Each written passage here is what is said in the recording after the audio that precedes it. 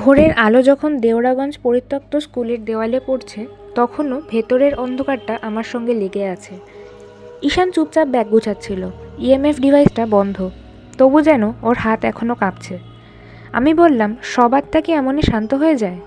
ঈশান আমার দিকে না তাকিয়ে বলল, যেগুলো আটকে থাকে কাজের জন্য সেগুলো হ্যাঁ শান্ত হয়ে যায়, কিন্তু যেগুলো আটকে থাকে নিজের ইচ্ছার জন্য ওগুলো বেশি বিপজ্জনক। আমি কিছুক্ষণ চুপ করে রইলাম। স্কুলের করিডোরের দিকে তাকিয়ে মনে হলো যেন দেওয়ালগুলো এখনও কিছু বলতে চায়। আমি বললাম, কাল রাতে একটা জিনিস বুঝেছি। ঈশান তাকালো, কি? অসমাপ্ত রীতি শুধু জায়গাকে বাঁধে না, মানুষকেও বদলে দেয়। ঈশান হালকা হেসে বলল, তাই তো বলেছিলাম, রীতির পথ আর শক্তির পথ আলাদা হলেও শেষে একই জায়গায় দাঁড়ায়। ঠিক তখনই আমার ফোনটা বেজে উঠল, অচেনা নম্বর। ঈশান ভুরু কুঁচকে বলল, এত ভোরে? কল ধরতেই ওপাশ থেকে ফিসফিসে একটা কণ্ঠ, আপনি কি অন্বেষা? আমি বলার আগেই লাইনটা কেটে গেল, কিন্তু ফোনের স্ক্রিনে ভেসে রইল একটা লোকেশন। ঈশান স্ক্রিনের দিকে তাকিয়ে বলল, এই জায়গাটা তো মানচিত্রেই নেই। আমি বললাম, কিন্তু পুঁথিতে আছে। আমরা একে অপরের দিকে তাকালাম। কোথাও আবার কেউ ডাকছে। একটা গ্রাম আছে যার নাম মানচিত্রে নেই। গ্রামবাসীরা একে নামহীন পাড়া বলে। নামহীন কারণ ওই জায়গার নাম উচ্চারণ করলেই নাকি অশান্তি নেমে আসে, তাই কেউ নাম রাখেনি, কেউ নাম রাখতে চায়ও না। এই পাড়ার মাঝখানে দাঁড়িয়ে আছে একটা অদ্ভুত ঘর। 4 দেওয়াল আছে, ছাদ আছে, এমনকি ছায়াও পড়ে, কিন্তু আশ্চর্যজনকভাবে কোনো দরজা নেই, জানলাও নেই। তবু ঘরটা বন্ধ নয়, বরং ভেতরটা সবসময় খোলা মনে হয়, যেন বাইরে ঢোকার জন্য নয়, ভেতর থেকে কিছু বেরোনোর জন্য তৈরি। দিনের বেলা ঘরটা নিস্তব্ধ থাকে। লোকজন পাশ কাটিয়ে যায়, কেউ তাকায় না, কেউ আঙুল তুলে দেখায় না, শুধু দ্রুত হাঁটে, যেন দৃষ্টিটুকুও সেখানে আটকে গেলে বিপদ। কিন্তু রাত নামলেই সব বদলে যায়। চাঁদ উঠলে চারপাশে যখন ধীরে ধীরে নিঃশব্দ ডুবে যায়, তখন ওই ঘরটার ভেতর থেকে ভেসে আসে ডাক। কোনো চিৎকার নয়, কোনো হুমকিও নয়, খুব চেনা, খুব নরম একটা ডাক। মানুষের নিজের নাম ধরে। যে প্রথমবার নিজের নাম শুনে সে থমকে যায়, ভাবতে থাকে ভুল শুনেছে। বাতাস, কল্পনা, ক্লান্তি কিছু একটা হবে, কিন্তু ডাকটা আবার আসে, আরও কাছে, আরও স্পষ্ট। তারপর সেই মানুষটা বদলাতে শুরু করে। প্রথমে সে চুপচাপ হয়ে যায়, রাতে ঠিকমতো ঘুমোয় না, কারো সঙ্গে চোখে চোখ রেখে কথা বলে না, কিছু শুনলেই থমকে দাঁড়ায়, যেন কেউ তাকে আবার ডাকবে। কয়েকদিন পর দেখা যায় সেই মানুষটা আর আগের মতো নেই। হাসি হারিয়ে যায়, চোখের ভেতর থেকে একটা ফাঁকা ভাব জমে ওঠে। সে ঘরের ভিতর তাকিয়ে থাকে দীর্ঘ সময়, আর কেউ ডাকলে সাড়া দেয় দেরিতে। কিন্তু নামহীন ঘর থেকে ডাক এলে সে আর থামে না। গ্রামের লোকজন জানে, নিজের নাম শুনলে কখনোই পিছনে তাকাতে নেই। শুনেও না শোনার ভান করতে হয়, কারণ একবার সাড়া দিলে ডাকটা আর থামে না। তবু প্রত্যেক বছর কেউ না কেউ ভুল করেই ফেলে, আর তখন গ্রামে আবার ফিসফাস শুরু হয়, ও ডাক শুনেছে, আর আগের মতো থাকবে না। কেউ জিজ্ঞেস করে না ঘরের ভেতরে আসলে কে ডাকে, কেন ডাকে, কী চায়। কারণ এই পাড়ায় সবাই জানে, কিছু প্রশ্নের উত্তর চাইলে নাম ধরে ডাক আসতে পারে, আর সেই ডাক থেকে ফিরে আসা যায় না। সেই রাতটা অন্য সব রাতের মতো ছিল না। নামহীন পাড়ার আকাশে চাঁদ ছিল, কিন্তু আলোটা যেন মাটিতে পৌঁছাচ্ছিল না। চারপাশ নিস্তব্ধ, এমন নিস্তব্ধ যে নিজের শ্বাসের শব্দ কানে লাগছিল। ঠিক তখনই ঘরের দিক থেকে ভেসে এলো একটা পরিচিত ডাক, অন্বেষার নাম ধরে ডাকছে। আমার শরীরটা এক মুহূর্তে জমে গেল। এই নাম এখানে কারোর জানার কথা নয়। ঈশান সঙ্গে সঙ্গে তার ইএমএফ ডিভাইসটা চালু করলো। যন্ত্রটার স্ক্রিনে আলো কেঁপে উঠল। সংকেত দ্রুত ওঠানামা করছে, কখনো লাল, কখনো কমলা। ঈশান চাপা গলায় বলল, এটা অস্বাভাবিক, কিন্তু এটা কোনো সাধারণ আত্মা নয়। আমি চোখ বন্ধ করে ডাকটা উপেক্ষা করার চেষ্টা করলাম, কিন্তু নামটা আবার ভেসে এলো কারো কাছ থেকে, যেন ঘরের ভেতরে কেউ দাঁড়িয়ে নেই, আমার মাথার ভেতরেই ডাকছে। আমি ব্যাগ খুলে পুরনো পুঁথিটা বের করলাম। পাতাগুলো উল্টাতে উল্টাতে আঙুল কেঁপে উঠল। অবশেষে যে অধ্যায়টা খুঁজছিলাম সেটা পেলাম। এই ঘরে একসময় করা হয়েছিল এক ডাকবন্ধ রীতি। ঈশান আমার দিকে তাকালো। রীতির উদ্দেশ্য কী ছিল? আমি গলা শক্ত করে বললাম, মৃত কাউকে ফিরিয়ে আনা। পুঁথিতে লেখা ছিল, এই রীতিতে নাম, স্মৃতি আর অপেক্ষার মাধ্যমে মৃতের আত্মাকে ডাকা হয়, কিন্তু শেষ ধাপটা সবচেয়ে গুরুত্বপূর্ণ, ডাক বন্ধ করা। সেই ধাপটা না হলে ডাকটা নিজের মতো বাঁচতে শুরু করে। আমি পাতা বন্ধ করলাম। রীতিটা অসম্পূর্ণ ছিল, আর সেই অসম্পূর্ণ ডাকই এখন ঘরটাকে ধরে রেখেছে। দূর থেকে আবার নামটা ভেসে এলো। এইবার শুধু ডাক নয়, তার ভেতরে ছিল কান্না। পুঁথির পাতায় স্পষ্ট করে লেখা ছিল রীতির ধাপগুলো। প্রথম ধাপ, নাম উচ্চারণ। যাকে ফিরিয়ে আনা হবে তার নাম উচ্চারণ করতে হয় বারবার, যতক্ষণ না সেই নাম বাতাসের সঙ্গে মিশে যায়, নাম উচ্চারিত হলে ডাক জন্ম নেয়। দ্বিতীয় ধাপ, স্মৃতির আহ্বান।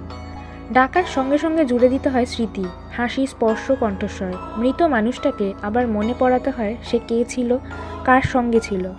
তৃতীয় ধাপ, অপেক্ষা। এই ধাপে রীতি করা মানুষটি দিনের পর দিন সেই ঘরের ভেতর অপেক্ষা করতে থাকে।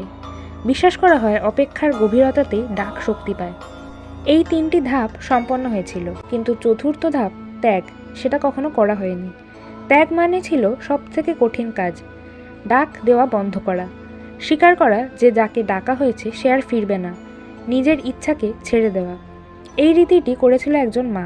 তার সন্তান হঠাৎ মারা গিয়েছিল। শূন্য ঘর, নিঃশব্দ রাত, আর মায়ের বুকের ভেতর জমে থাকা অপরাধবোধ, সব মিলিয়ে সে বিশ্বাস করতে পারেনি মৃত্যু শেষ কথা। সে নাম উচ্চারণ করেছিল, স্মৃতি ডেকেছিল, অপেক্ষা করেছিল রাতের পর রাত, কিন্তু যখন ত্যাগের সময় এলো সে থেমে গেল। একজন মা কিভাবে নিজের সন্তানকে ছেড়ে দেয়? এই অসম্পূর্ণতাই রীতিটাকে বিকৃত করে দেয়। ফলে জন্ম নেয় কোনো আত্মা নয়, বরং একটি অধরা ডাক। এই ডাক কণ্ঠস্বর ব্যবহার করে না, এটা ব্যবহার করে মানুষের স্মৃতি। যে স্মৃতিতে সব থেকে বেশি টান, সব থেকে গভীর শূন্যতা, সেখানেই আটকে ফেলে। এই ডাক কাউকে টানে না জোর করে, এটা শুধু ডাকে। আর যারা সাড়া দেয় তারা ধীরে ধীরে নিজের ভেতরেই হারিয়ে যায়। ঘরের দেওয়ালে হঠাৎ আলো অন্ধকারের খেলায় কিছু একটা নড়ে উঠল। প্রথমে মনে হলো ছায়া মাত্র, কিন্তু ধীরে ধীরে সেই ছায়া স্পষ্ট আকার নিতে লাগলো। একজন নারীর অবয়ব, মাথা নিচু, কাঁধ ঝুঁকে আছে, তার কোলে একটা ছোট্ট শিশু আঁকড়ে ধরা, এমন শক্ত করে যেন ছেড়ে দিলেই সে আবার মিলিয়ে যাবে। আমি নিঃশ্বাস আটকে তাকিয়ে রইলাম। এই দৃশ্যটা কোনো ভয় দেখানোর জন্য নয়, এটা ছিল গভীর শোকের ছবি। ঘরের ভেতর থেকে যে ডাক এতক্ষণ ভেসে আসছিল সেটা বদলে গেল।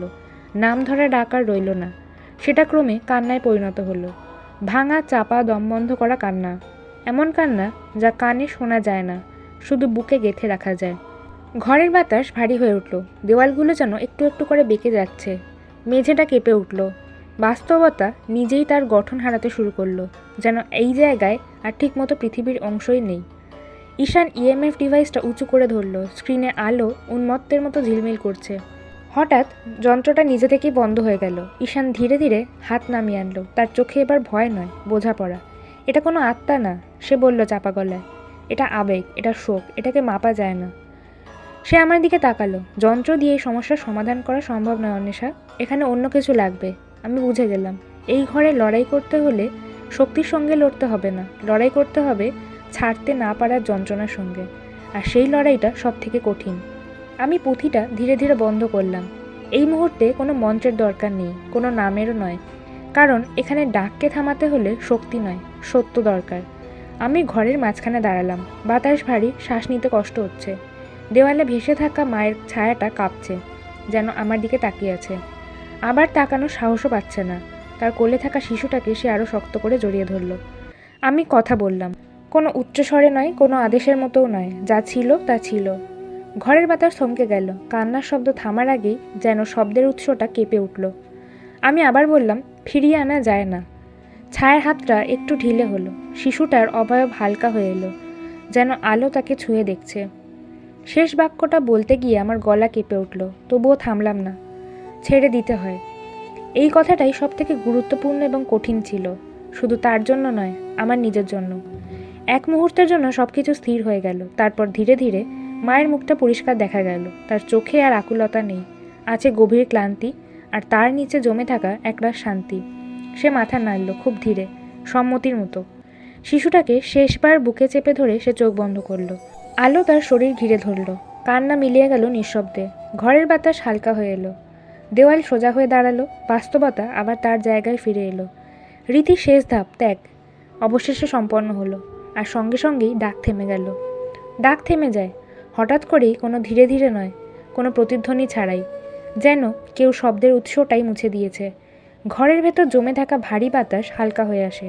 নিঃশ্বাস নিতে আর কষ্ট হয় না, নিস্তব্ধতা নামে। এই নীরবতা ভয়ঙ্কর নয়, বরং ক্লান্তির পরে শান্তির মতো। দেওয়ালের ছায়াগুলো আর কাঁপে না, তারা ধীরে ধীরে আলোয় গলে যেতে থাকে, রং হারানো স্মৃতির মতো। যেখানে একসময় কান্না ছিল, সেখানে এখন শুধুই শূন্যতা।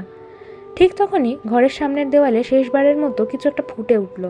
কোনো রক্ত রং নয়, কোনো ভয়ের ভাষাও নয়, সাদামাটা প্রায় নরম অক্ষরে লেখা, ডাক দিলেও সবাই ফেরে না। বাক্যটা ধীরে ধীরে ঝাপসা হয়ে যায়, তারপর দেওয়াল আবার স্রেফ দেওয়াল হয়ে যায়। ঈশান তার ইএমএফ ডিভাইসটা নামিয়ে রাখে। লাইট নিভে গেছে, কোনো ওঠানামা নেই। সে নিঃশব্দে বলে, এটা কোনো আত্মা ছিল না। আমি মাথা নাড়ি।